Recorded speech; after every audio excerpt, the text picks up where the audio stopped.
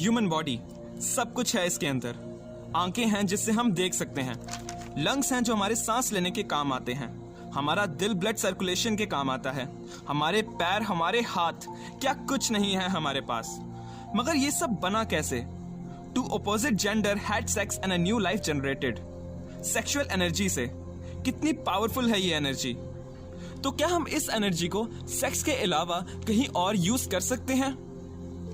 The answer is yes, जरूर कर सकते हैं। नो फैप को फॉलो करके, जिसका मतलब होता है no masturbation, no porn.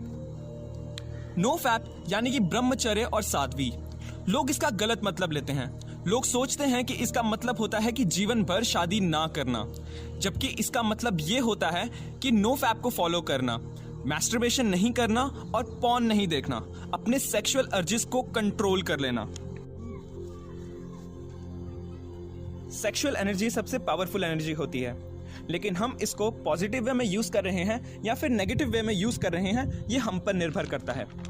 For example, हमारे पास बारूद यानी कि गन पाउडर की एनर्जी है, लेकिन हम इसको पॉजिटिव वे में यूज कर रहे हैं, टनल ब्लास्ट करके उस डेवलपमेंट के लिए यूज कर रहे हैं, या फिर टेररिस्ट एक्टिविटी में नेगेटिव वे में यूज कर रहे हैं, ये हम पर निर्भर करता है।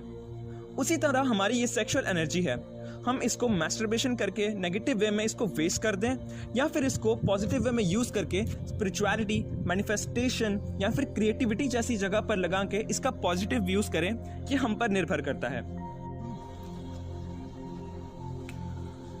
तो हम इस एनर्जी को ट्रांसफर कैसे कर सकते हैं? चक्रास मेडिटेशन करके। ये चीज तो तय है कि अगर हम अपनी सेक्सुअल एनर्जी को लगाकर कोई काम करेंगे तो उस काम में सोने पर सुहागा हो जाएगा। हमारी सेक्सुअल एनर्जी हमारे स्वाधिष्ठान चक्र यानी कि हमारे सैक्रल चक्र पे स्टोर होती है, जो कि नाभि से थोड़ा सा नीचे स्थित होता है। और जब ये एनर्जी उससे नीचे रूट चक्रा पे जाती है, जहां हमारे प्राइवेट पार्ट्स होते हैं, तो हमें मैस्टरबेशन की अर्जेस होती हैं। हमारा काम होता है कि मैस्टरबेशन की अर्जेस को कंट्रोल करके इस एनर्जी को वापस ऊपर वाले चक्रास में लेकर जाना।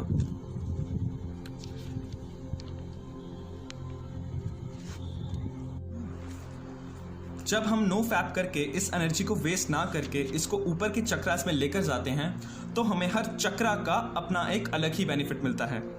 जैसे कि मूलाधार चक्र हमें सेफ्टी और सिक्योरिटी देता है, स्वाधिष्ठान चक्र हमारी सेक्सुअलिटी और क्रिएटिविटी को एनहांस करता है, सूर्य चक्र हमारे कॉन्फिडेंस और विजडम के लिए काम करता है, अनाहत चक्र सेल्फ लव और केयरिंग बनाता है, विशुद्धि चक्र से हमारी कम्युनिकेशन स्किल अच्छी होती है, अजना चक्र से हमारा इंट्यूशन पावर स्ट्रांग होता है, और सहस्त्रार चक्र से हम यूनिवर्स के साथ कनेक्ट हो जाते हैं।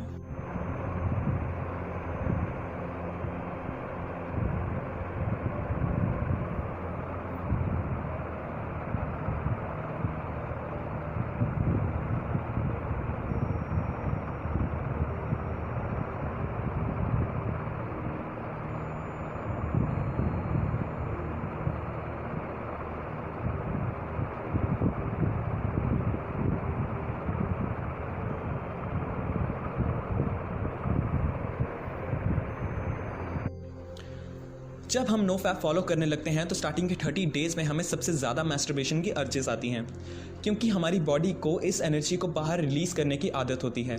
लेकिन जब हम पहले 30 दिनों तक इस एनर्जी को सक्सेसफुली कंट्रोल कर लेते हैं, तो हमारी बॉडी ऑटोमेटिकली इस एनर्जी को यूज़ करना स्टार्ट कर देती है बाकी।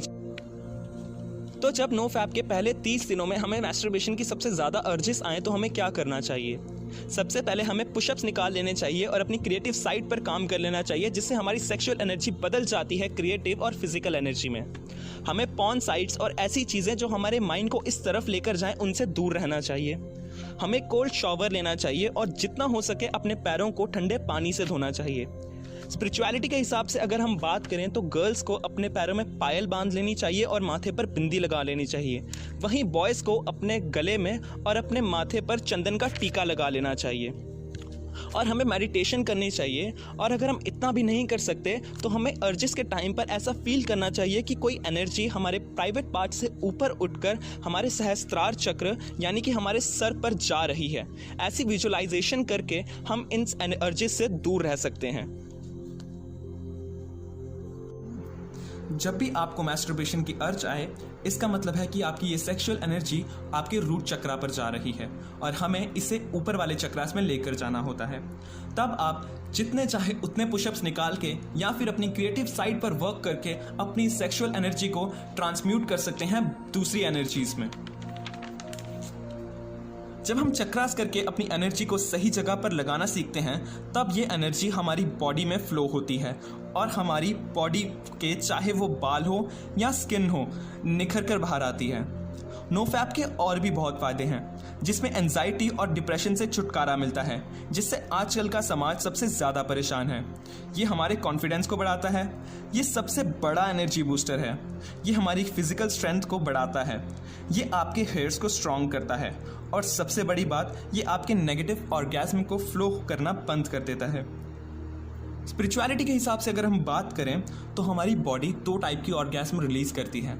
एक नेगेटिव ऑर्गेज्म होता है और एक पॉजिटिव ऑर्गेज्म होता है। नेगेटिव ऑर्गेज्म तब रिलीज होता है जब हम पॉर्न देखते हैं या फिर अनवांटेड सेक्सुअल एक्टिविटीज़ करते हैं, जो हमें अर्ज करता है मैस्टरबेशन करने के लिए, जिससे हमारा ब्रेन ऑपोजिट जेंडर के प्रति गलत फीलिंग्स बनाने लगता है और हमारा ऑरा वीक हो जाता है और हम लोअर वाइब्रेशंस में चले जाते हैं। जबकि हमारा पॉजिटिव ऑर्गेज्म तब रिलीज होता है जब हम एक्सरसाइज करते हैं या मेडिटेशन करते हैं या वो चीज़ करते हैं जिसमें हम परफेक्ट हैं या जिसमें हमें सबसे ज़्यादा मज़ा आता है, तब हमारा पॉजिटिव ऑर्गेज्म रिलीज होता है। लेकिन इसका हमें पता तक नहीं चलता, क्योंकि ये ऑर्गेज्म हमें कुछ भी करने की अर्ज नहीं देता है, बल्कि पॉजिटिविटी और हाई वाइब्रेशंस की ओर लेके जाता है। नेगेटिव ऑर्गेज्म और पॉजिटिव ऑर्गेज्म हमें यह बताता है कि हमारी सेक्सुअल एनर्जी ही हमारे हर काम में यूज़ होती है, लेकिन हम इसे 2 मिनट के प्लेजर के लिए वेस्ट कर देते हैं और फिर गिल्ट की लोअर फ्रीक्वेंसी में आ जाते हैं।